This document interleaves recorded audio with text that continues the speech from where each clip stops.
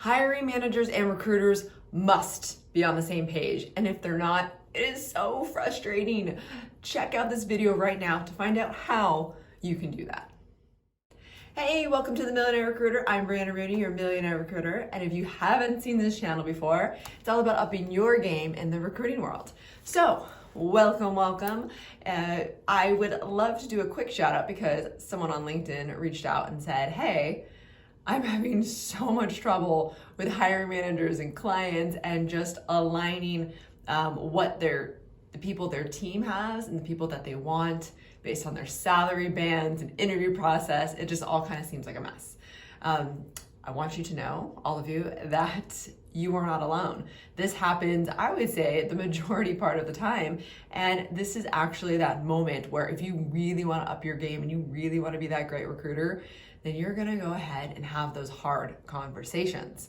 But if you're going to have hard conversations, you have to have data to back it up. So I talk about all the time that we are very data driven over here. We do have a director of data ops in order to help us channel all of this data and give to the clients. Is extremely valuable, but internally, this is very important. So just so you know that these videos are definitely going to be wrapped around internal and external recruiters because I now do both. I now have both different models and I see really interesting challenges on both sides. So just want to throw that out there. And I think it could help both sides too. So here's the issues. You have, let's say, a B squad engineering team. Remember, I only do tech, but just B squad in any industry. And you have them saying, hey, we now need an A squad. So just like everyone wanting diversity in their team, that stuff doesn't happen overnight. It can take a couple years to get to, really, they say on the diversity side, it takes almost 5 years to get to where the numbers should be. But that goes with the same upping a team's game, because think about this. You have an A player, he sees a bunch of B players, and this is just on paper, right? I don't know what their actual, how great they are. But just when you look on paper, what schools they went to, education, what companies they've worked out, what challenges they've already conquered, all of those things kind of go into play, right? So if you have an A player who's used to being around a lot of other A players and they sees maybe junior people only at this one company, he either then wants to be a mentor and build them up and build a cooler team, or this person is going to be like, well, who's challenging me? That's really the key. A lot of people do change positions and change career even directions because they want to be challenged. They're getting bored. They want to be around other people that can do that. And that's generally how that's done, right? A lot of people have trouble upping their game by themselves. That's also why I have a career coach, right? Or an executive coach, I should say. But you always want to up your game. And sometimes you need that person to push you, right? So you definitely have to align with data. Let's, for example, say that, hey, this team wants this particular person, this particular amount of experience, but their salary bands are about $20,000 off. So you have to have those conversations, because here's the bottom line. Could you go find this unicorn that somehow is making $20,000 less than the rest of the industry? Maybe. Don't want to say no. I'm a recruiter, right? You want to be like, yeah, of course I can.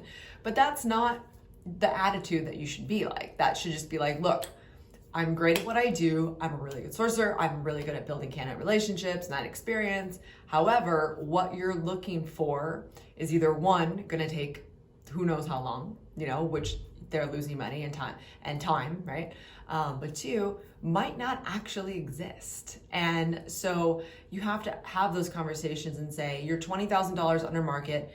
Here's the last, all of these other offers similar to your company. You have to give them that data. They should have data.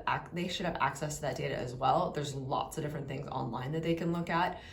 I also look at Team Blind to see, teamblind.com, we'll put that below. I like to look there also to see what kind of offers are going on. And a lot of time those are the higher, the FANG companies, but it's good to see. You have to see that stuff. So anyways, giving that data and then saying, all right, I understand that $20,000 is a lot of money for a year. when you actually average that out by 12 months, it's actually not that much, considering how much time and efforts they're losing by not having this person, how much work is not getting done. So those are the direct conversations you have with them.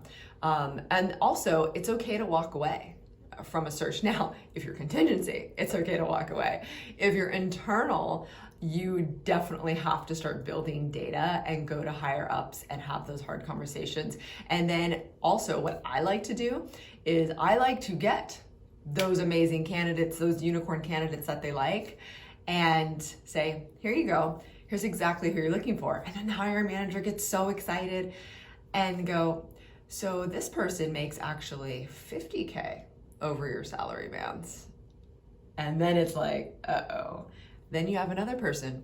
Here's another person. This person makes $60,000 over your salary bands. So you're just gonna really put examples in front of them, get them excited about people, because I'm sorry, that's what you have to do because you're not aligned, and then tell them exactly how much this person is expecting to make. And then that's the reality of it. So either you have data because you do have access either in your database, your ATS, whatever you're using, right? You have access to that, or you're going to give them examples and really say, here's who you have based on what salary, and have 5 different examples of the higher ones, and then maybe some more realistic candidates for their salary bands. I think that's super important, as opposed to just saying, sorry, you're $20,000 short of the market, Okay, they're just gonna think that you don't want to do your job, or that you're only focused on money, and that's not what it's about. So let's just say they can't afford salary. So not only are you gonna put them back to reality and say, here's the people up and comings that you could get, a few years less experience, but here's how we can, mentor them and up their game. So there's lots of different options there, and you have to really talk to your hiring managers on that front. Another thing is that if the company's interview process is not up to par, boy, do you have to tell them. Especially right now in this crazy market, a solid interview process from start to finish should be done. I would say the average right now is about 21 days. That is a solid interview process. If you can get it done in 2 weeks, I know companies that can do it. Absolutely. I've seen one done in 7 days, but also obviously the candidate has to be aligned with that as well. But if you're over 21 days, that's hard, because industry standard also is a recruiter is placing 2 people a month. You can't do that if your interview process is longer than a month, right? That doesn't make sense. So you have to also give them data on that and say, hey, we've had, let's say, the last 5 candidates drop out because your process took too long. And now here's the thing. Between stages is the real issue, right? So you send the resume, anyone's taking longer than those 48 days, well, that's a problem. So then let's just say, fine, they have them in, they have the hiring manager screen. That goes well. Well, but the candidate hasn't heard from you for 7 days. That's not a good candidate experience. So the longer the interview process goes, the worse the candidate experience is. So I have some teams who are, well, look, our process is only 3 steps.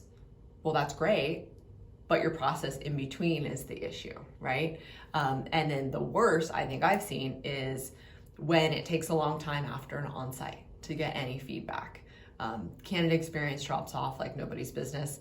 And then if you're not in touch, and let's just say, look, everyone's busy. The team's really busy. They can't roundtable and get feedback. So you as a recruiter have to give them other solutions and say, look, I need feedback the moment you're done with that interview. Literally, you're not allowed to go up and do anything else until you type out your notes.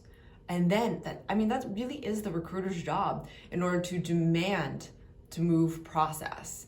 And if you are just sitting back and watching it happen, your reputation's on the line. As the face of the company, as a recruiter, you guys are brand ambassadors. I think that, it's something that I spoke about yesterday, because that is how strong of an in-your-face experience that these people are going through, and you are that first touch.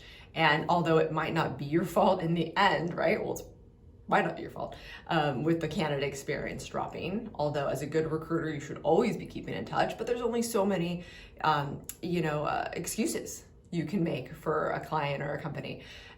So definitely raise your little, white flag. I say white because that's giving up, but I guess red flag that looks Mayday, something's wrong. Something's really, really, really wrong. And because they need you. And a lot of companies don't really understand the recruiting world and the talent acquisition world, because we definitely need to be making sure that we're talking about that as well, because recruiters are in that department, and that is what's creating lasting results. And so you as a recruiter are definitely changing that, changing how a client thinks, acts, and hires, and that's really important. It gets your job done, because at the end of the day, you need to get your job done the best you know how. And again, that comes from data, and that comes from giving them examples. You can talk until you're blue in the face as to what industry standards are, but unless they actually see for themselves and fall on their face a little bit, then they're just not gonna understand. And unfortunately, I think that's human nature. I think about all the stuff that my mom and dad told me before I made those mistakes. Oh well. So anyways, I hope that you can definitely speak candidly to your clients, to your company. And honestly, if you're getting kickback from them that you're, overstepping your boundaries, it's probably just not the kind of company that you want to work with, and that you're probably, wasting your time. If you're on the contingency side, 1,000% you're wasting your time. If you're internal and you're having trouble with the hiring managers, and go up the chain in your talent acquisition department, because that's not right, and it's actually hindering the way you can do your job. So if you have KPIs, you're not hitting your KPIs, but guess what? That's not entirely your fault. So you definitely do have to bring that up. For sure, speak. I work a lot on articulating recruiting voice, and so I'll probably do a video on that, because it's just so important to own your pipeline, owning your candidates, and owning your process. So do good work. Would love to hear, some battle stories that you all have gone through, because I'm sure it exists below, as to, did you have a good client experience, bad one? Did you fire a client?